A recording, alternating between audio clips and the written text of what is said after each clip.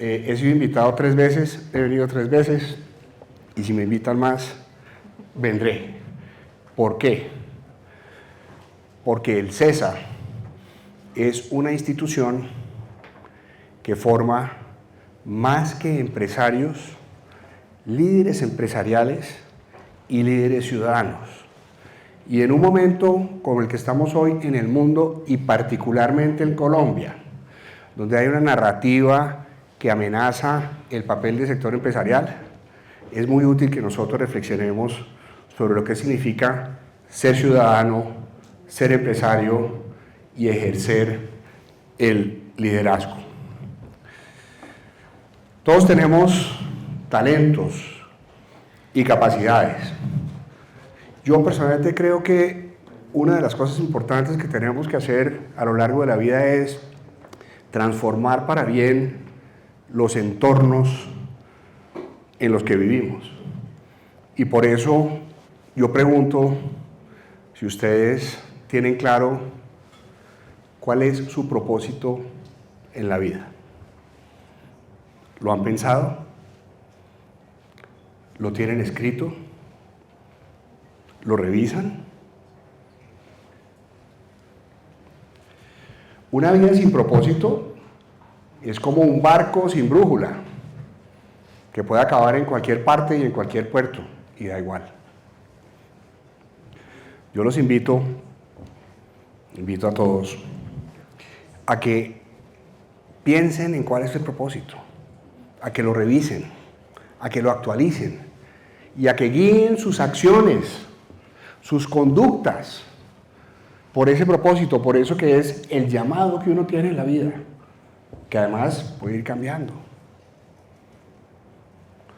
Conocernos a nosotros mismos es la tarea más importante, más difícil que tenemos, y es una tarea que va a durar durante toda la vida. En la medida que tengamos una disciplina de conocernos a nosotros mismos, aprender de lo que no nos funciona, de lo que funciona, y revisar hacia dónde vamos y por qué, vamos a tener coherencia, integridad, independientemente de cómo salgan las cosas afuera, tranquilidad interna.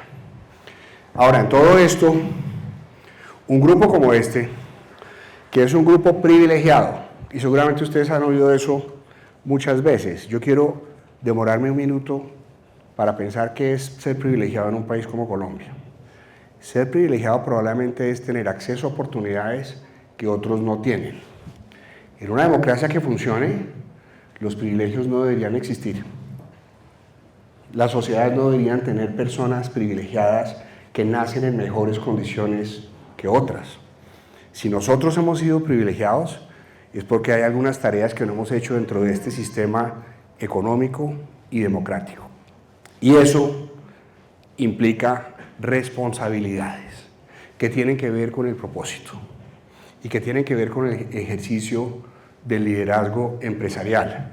Algunas personas dicen que los líderes nacen. Yo no creo eso. Yo creo que los líderes se hacen. Y ejercer el liderazgo es una decisión. Ninguno de nosotros va a ejercer el liderazgo en todos los ámbitos de manera permanente. En algunas cosas somos seguidores, en otras somos espectadores, en otras somos líderes, y hay que saber tomar las decisiones de cómo vamos a operar. Y hoy vamos a hacer unas reflexiones sobre el liderazgo personal. Hay una definición de liderazgo que me encanta, que es de un profesor de Harvard que se llama Ronald Heifetz, y él dice: liderazgo es atreverse a operar en las fronteras de mi conocimiento y mi capacidad, meterme a hacer algo que no conozco. Hace 10 minutos estaba hablando con Emilia y le pregunté cómo va, y me dijo, le dije, la felicito, porque es que escogió un reto enorme, y me dijo, es una de los trabajos más retadores que he tenido en mi vida profesional, sino el que más, porque yo no sabía de educación. Esa decisión de cruzar una frontera y atreverse a incomodarse, atreverse a ser aprendiz en público, eso es ejercer el liderazgo. atreverse a transformar desde la vulnerabilidad, pero también desde la capacidad de aprendizaje. Hay otra definición de liderazgo que es de Marshall Gans. Ustedes tal vez estaban en el colegio con seguridad y no vivieron muy de cerca la campaña presidencial de Obama, pero él montó una organización que se llamaba Yes We Can, sí, nosotros podemos. Marshall Gans fue la persona que ideó el movimiento Yes We Can que llevó a Obama a la presidencia. Y Marshall Gans dice que el liderazgo moral es facilitar que otros cumplan su propósito en condiciones de incertidumbre. Facilitar que otros cumplan su propósito quiere decir servir. El liderazgo es servicio. Y en condiciones de incertidumbre es lo que tenemos hoy y lo que tenemos siempre. El servicio en función de un propósito colectivo. Para ejercer el liderazgo hay que generar confianza. Yo pregunto, ¿la confianza existe? ¿Ustedes creen que la confianza realmente existe? ¿O la confianza es algo que está condicionado a los resultados? Tal vez nosotros confiamos en algo o en alguien mientras tenemos una expectativa de que va a cumplir de cierta manera con unos resultados. Pero cuando esa persona o esa organización falla, perdemos la confianza. Entonces, al ejercer el liderazgo hay que tener mucho cuidado de cuáles son las expectativas que se generan y mantener una comunicación abierta si en algún momento vamos a defraudar las expectativas de algunas personas. Ahora, hay que saber también en quién depositamos la confianza. Cuando ustedes estén a la cabeza de empresas y de grupos empresariales o de organizaciones, van a tener que escoger en quién confían. Uno no confía en nadie en la vida, para todo el tiempo, en nadie. Les voy a poner un ejemplo sencillo. Yo tengo una hija de 9 años y un papá de 89. A mí a veces me encantaría poder dejar a mi hija chiquita con mi papá. Y mi papá tiene todas las intenciones de cuidar bien a mi hija. Pero pues físicamente no puede hacerlo porque ella corre más rápido que él. Si yo le confiara a mi papá el cuidado a mi hija, seguramente, y algo pasara, yo podría decir que él me defraudó. No. Lo que yo podría decir es, yo escogí mal en quién depositaba la confianza para este tema. Entonces, una de las decisiones que ustedes tienen que tomar al ejercer el liderazgo es en quién confían para qué. Porque a veces cuando uno se defrauda de las personas, la responsabilidad no está en ellas, sino en uno. Y a ustedes que todavía son estudiantes, quiero recalcarles este mensaje. A lo largo de su carrera académica, profesional, empresarial, ustedes van a encontrar personas que tienen influencia o poder sobre ustedes, que les van a ofrecer opciones de ir más rápido por un camino que no corresponde. En la vida no hay atajos. Todo toma el tiempo que corresponde y el trabajo que corresponde. Cuando ustedes estén ante una situación donde haya alguien que tiene influencia o poder sobre ustedes y les ofrezca o les proponga o les sugiera tomar un atajo que no corresponde porque no corresponde con sus valores y con su integridad, entre más poder e influencia tenga esa persona, más rápido, más duro y más claro tienen que decirle que no. Decir que no es importantísimo en la vida, porque determina los límites de las actuaciones a las cuales estamos dispuestos y nos protege. La palabra no es una palabra muy importante para fijar los límites, para que ese propósito que ustedes persigan se alcance dentro de unos valores con integridad y coherencia.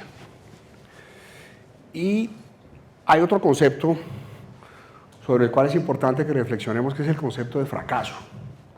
No sé si a ustedes les pasó, pero a uno a veces lo educan pensando que cuando uno intenta algo y eso no funciona, eso es un fracaso.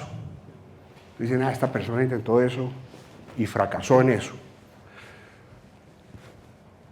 Si es un fracaso o no, no depende de lo que hubiera ocurrido, sino de cómo lo interpretamos nosotros. Si uno quiere ejercer el liderazgo y quiere arriesgarse y quiere actuar más allá de la frontera de lo que conoce y sabe, necesariamente hay algunas cosas que no le van a funcionar, pero eso no significa haber fracasado. Si hay una experiencia que uno emprende y no funciona como uno pensó, uno puede tomar dos caminos: pensar, esto es un fracaso, o pararse, mirar cómo fue el proceso, reflexionar y aprender. Y si después de que algo no funciona, uno asume el aprendizaje y se levanta y ensaya otra cosa, uno es un ser humano que es más humilde, más grande y más capaz. El único fracaso real que hay en la vida es no intentar las cosas en las cuales creemos de verdad.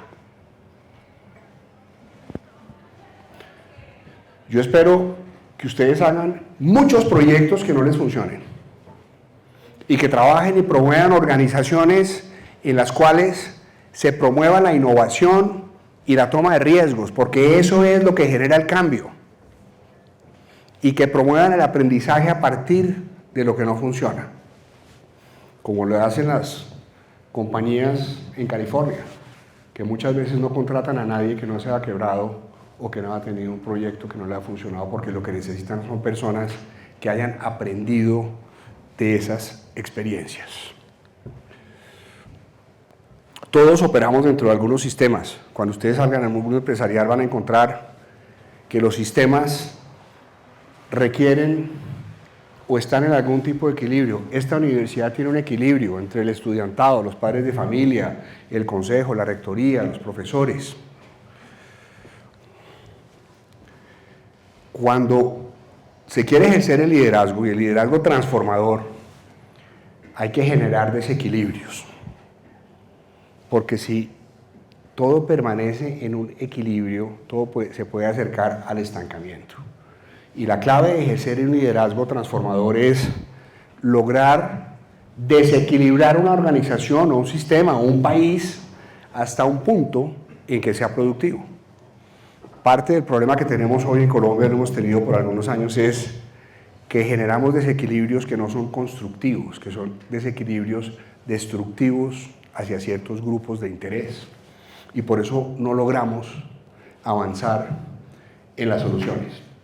Y parte de lo que hay que hacer es encontrar cuál es esa zona de desequilibrio donde la gente está incómoda, pero se puede transformar, donde tiene algo de miedo por la incertidumbre, pero también tiene una motivación al cambio. Y administrar ese desequilibrio para mover a la organización o al grupo hacia una etapa que sea la siguiente. Para lograr eso, hay que generar una red, un entorno de protección. Una persona que llega a una organización y quiere cambiar todo, sin generar un entorno de protección, va a encontrar una oposición feroz. Entonces, quien ejerce liderazgo genera un entorno protector para innovar, para ensayar, para que las cosas no funcionen, para aprender de eso que no funciona, protegiendo esas iniciativas innovadoras, bien intencionadas y constructivas, para que ese proceso pueda darse, para que se genere un cambio. Y obviamente hay que planear. Y aquí en la universidad ustedes aprenden muy bien instrumentos de planeación, presupuestos, estrategias. Es importante hacerlo, pero también es importantísimo tener claro que en el momento en que uno le pone el punto final al documento de planeación, ya es obsoleto, porque el entorno cambia. Y una persona que ejerce liderazgo tiene que tener la capacidad de improvisar sin miedo, pero con inteligencia y responsabilidad. Quien se queda pegado a un plan que está obsoleto porque el entorno cambió, va a tener unos objetivos que no va a cumplir. cuando ustedes estén ejerciendo el liderazgo en cualquier ámbito, van a tener dos tipos de problemas. Unos problemas que son unos retos de liderazgo técnico, que son los retos cuyas soluciones son conocidas y que hay que implementar. Pero otros retos, que son los retos interesantes, que son los retos de liderazgo adaptativo, que son los retos que requieren que un grupo humano reflexione sobre sus valores, para que ustedes puedan llegar a un grupo humano a reflexionar sobre sus valores y los cambios de conducta que requieren. Voy a dar un ejemplo. Cómo implementar desde el gobierno nacional unos programas de educación remota en una región sin conexión a internet. Eso es un reto, es un tema interesante, importante, pero es un reto técnico.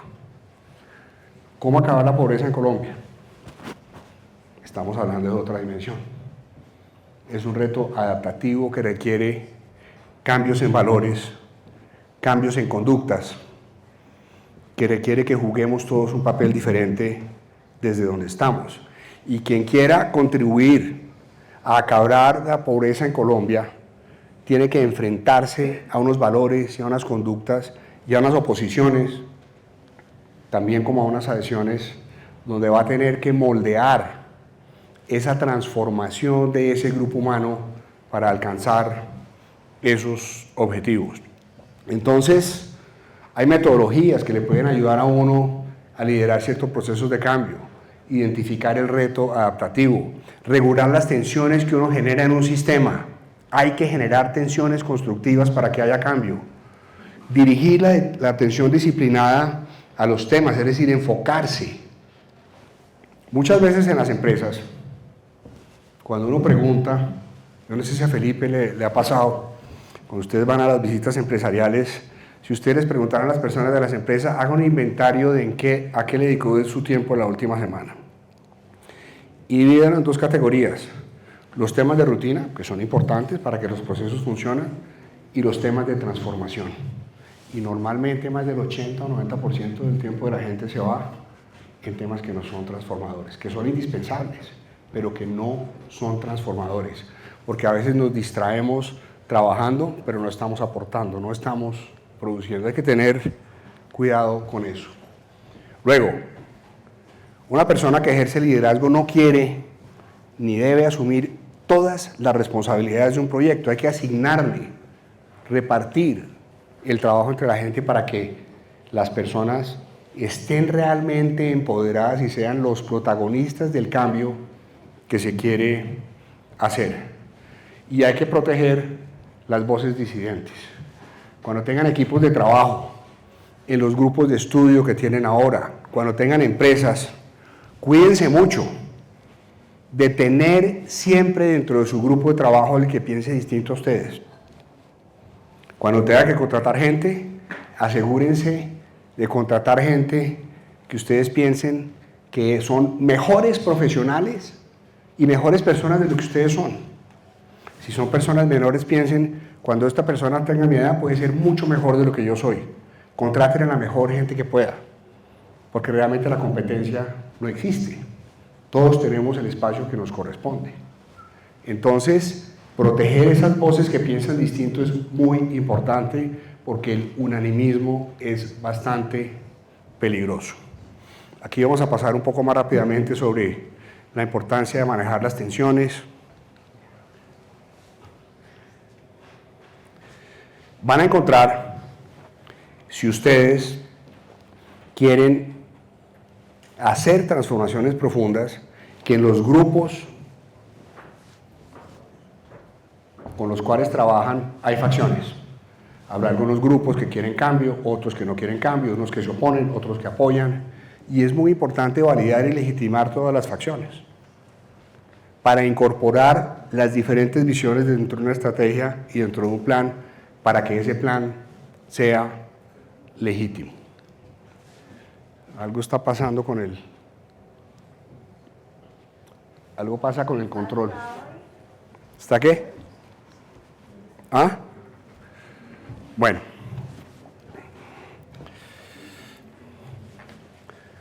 ¿Qué es defraudar a alguien?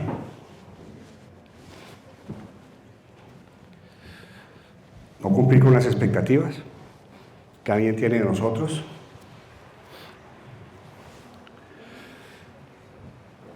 A veces estamos condicionados a que tenemos que cumplir las expectativas de terceros, de nuestros padres, de nuestros hermanos, de nuestros amigos, de nuestros profesores, de nuestros jefes. Yo los invito a que reflexionemos sobre realmente qué es defraudar a alguien y por qué. Les voy a dar un ejemplo sencillo y mundano. Yo he trabajado la mayor parte de mi vida en el sector privado. Y en una época comencé a trabajar al sector público y lo hice como por 4 años. Me fui a estudiar y cuando volví, mi mamá, que es una señora mayor a la que no le gusta lo público ni la política, me dijo, qué bueno que ya volviste porque vas a volver al sector privado. En ese momento yo llevaba casi 2 años negociando en secreto con Alfonso Cano, que en ese momento era el comandante general de las FARC. Y yo quería hacer un proceso de paz. Y me dijo, qué bueno que vas a volver al sector privado. Le dije, ¿sabe qué? Le tengo que decir una cosa. La quiero inmensamente. Estoy parado sobre sus hombros. Todo lo que yo he hecho es gracias al esfuerzo de ustedes y de mis abuelos. Pero yo creo que en este momento tengo un propósito en la vida y ese propósito está lejísimos de trabajar en el sector privado. La voy a defraudar y no se imagina de qué manera la voy a defraudar. La voy a defraudar profundamente, honrando nuestra relación y agradeciendo todo lo que han hecho por mí. Y yo me fui a trabajar al sector público, entre otras cosas a un proyecto que cuando me lo imaginé era mucho más grande, mucho más ambicioso y mucho más exitoso de lo que resultó ser, porque el acuerdo con las FARC acabó siendo algo muy pequeño, con muchos errores, bastante mal implementado y que generó unas consecuencias que nosotros no habíamos previsto. Para muchos fue un fracaso. Para mí en un momento dado fue un fracaso y después entendí que podía ser una oportunidad de que fuera un aprendizaje y así lo he tomado. Entonces, al tomar esa decisión, yo tomé la decisión de defraudar a alguien a quien quiero profundamente. Atrévanse a defraudar a las personas con quien ustedes tienen inmensas lealtades. Atrévanse en su vida profesional a defraudar a sus compañeros de trabajo, a defraudar a sus jefes. Porque si uno no se atreve a ir más allá y le tiene miedo a defraudar a los terceros, va a vivir su vida viviendo las expectativas de los terceros y no las propias. Sí. También sucede que nosotros a veces nos defraudamos a nosotros mismos porque actuamos mal, porque cometemos errores, porque no actuamos con integridad, porque la embarramos. Todos la hemos embarrado en la vida. Hemos hecho embarradas grandes y chiquitas. Cuando eso suceda, mi recomendación es que piensen sobre la utilidad de la culpa. Nosotros vivimos en una sociedad donde el sentimiento de culpa es muy fuerte. Yo les digo, a mí personalmente me parece que la culpa es el sentimiento más inútil que puede tener un ser humano. Porque cuando uno se siente culpable, se autocastiga, consciente o inconscientemente. Y cuando uno piensa que alguien más es culpable, quiere castigarlo y que tenga una consecuencia. Yo los invito a que cuando se defrauden a ustedes mismos, en vez de sentirse culpable, reflexionen seria y profundamente. Hagan un examen de conciencia. Miren qué pasó. Asuman la responsabilidad en su totalidad y asuman ese aprendizaje y levántense otra vez. Y sin duda van a ser mejores seres humanos. Tengan compasión por sí mismos y sean estrictos en el aprendimiento y la aplicación de las lecciones.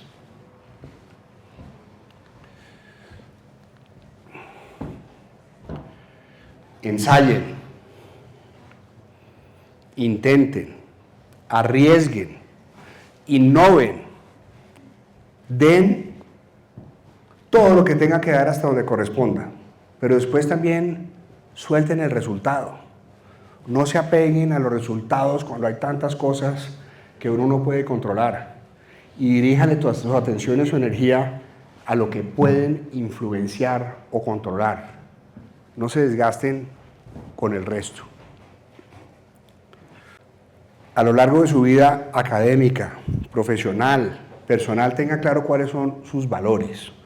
Trabajen en organizaciones donde haya afinidad con esos valores. Nada más peligroso y nada más desgastante que trabajar para un proyecto o para una organización que va en contra de los valores de uno.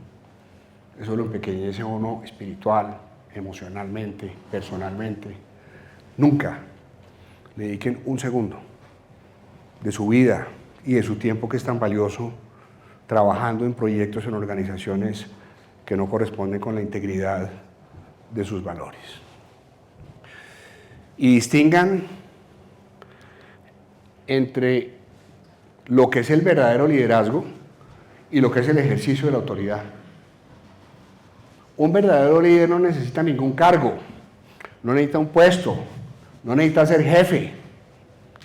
Una persona que ejerce el liderazgo lo ejerce por lo que es, por su conducta, por su palabra, por sus acciones, por su ejemplo, por la influencia que eso le da. Muchas veces ustedes van a encontrarse con personas que son inseguras, pero que tienen posiciones de autoridad y que van a tratar de hacer las cosas de alguna manera en que no corresponde. Y cuando esas personas se queden sin argumentos, lo que van a decir es que yo soy el que mando aquí, es que yo soy el jefe, es que eso se hace aquí mientras yo esté aquí. Son argumentos que no son válidos cuando uno está buscando transformaciones, cambios, trabajo en equipo, pluralidad. No los acepten nunca. Acuérdense de la importancia de decir que no. Acuérdense de la importancia de decir que no rotundamente y con tranquilidad y de asumir las consecuencias. Bueno, al ejercer el liderazgo hay riesgos. Cuando ustedes en unos años estén ejerciendo el liderazgo y empiecen a tener visibilidad y les vaya bien, van a tener que distinguir entre las lealtades o las personas con quien uno puede hacer alianzas y las personas que son realmente los confidentes. Porque al ejercer el liderazgo, uno tiene que forjar alianzas dentro de la organización. Las alianzas se hacen con personas u organizaciones que tienen lealtades diferentes a las que uno tiene, y me voy a devolver aquí. Cuando uno junta a una mujer china de 20 años con una mujer japonesa de 20 años hoy y se conocen, automáticamente se van a detestar y van a tener una desconfianza enorme por la historia que tienen esos dos países. Y tienen las lealtades incrementadas hacia su cultura, hacia sus familias, hacia su país. Si ahorita entrara aquí un indígena y me viera a mí, va a desconfiar automáticamente de mí, porque yo para esa persona indígena, sin que me conozca, represento a un hombre blanco que los ha oprimido durante 500 años. ¿Sí? Todos tenemos unas lealtades profundas y algunas lealtades que son inquebrantables. ¿Sí? Hay que saber cuáles son las lealtades que tienen las personas y las organizaciones con las que tratamos de hacer alianzas y acuerdos. Y las alianzas se hacen no con personas que comparten las mismas lealtades.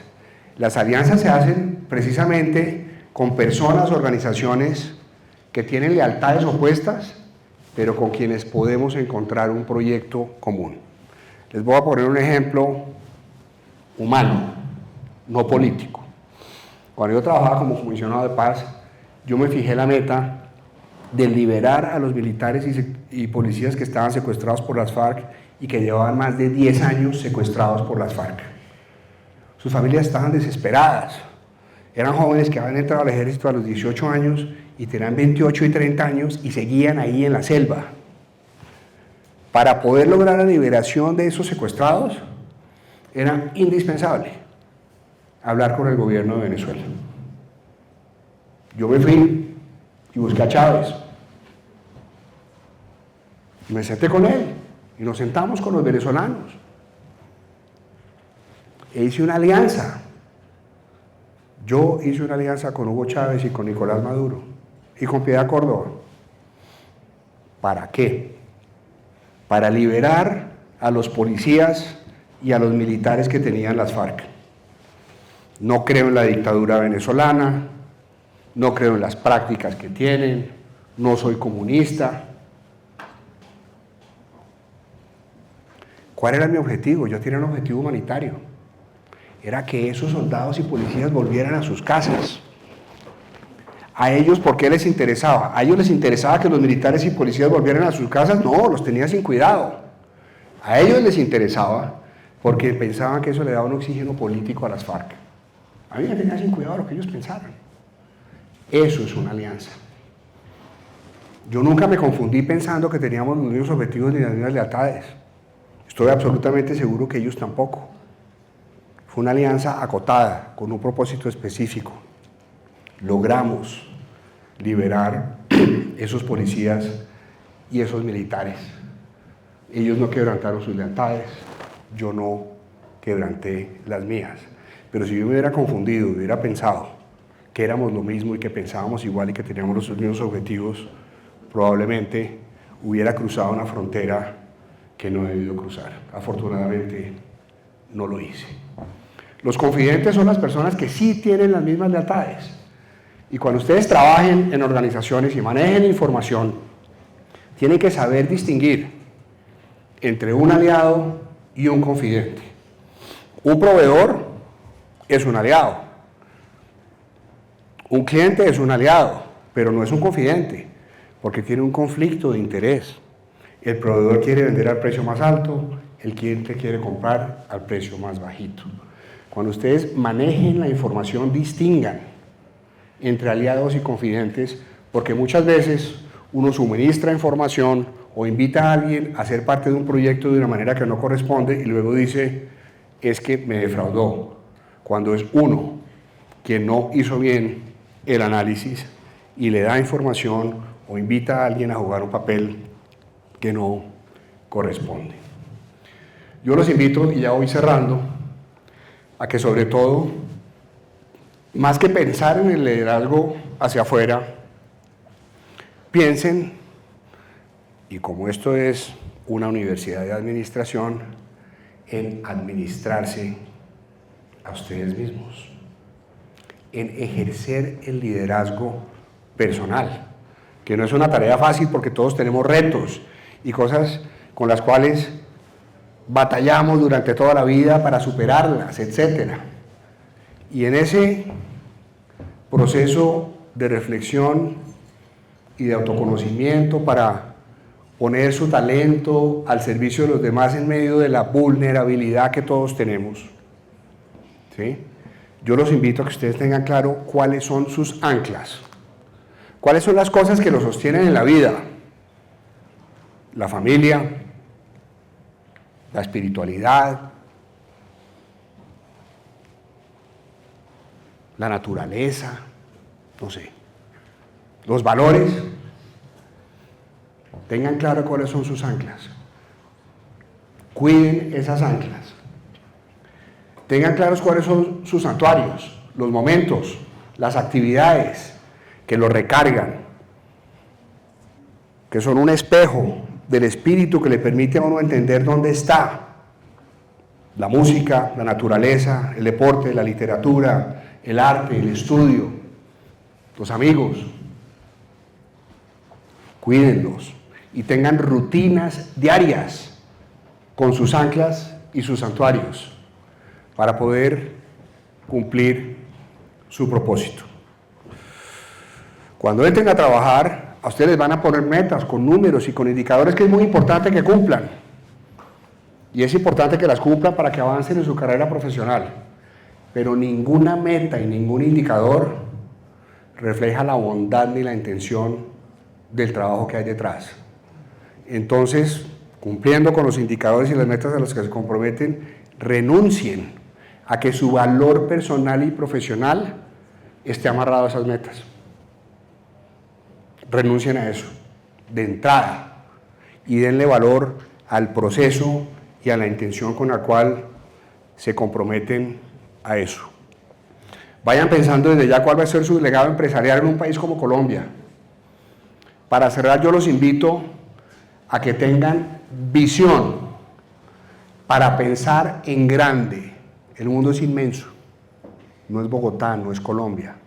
Y hay muchas cosas de ese mundo que podemos traer aquí para hacer a Colombia mejor. A que tengan carácter para fijar el rumbo y poner límites. A que tengan disciplina para ejecutar con método.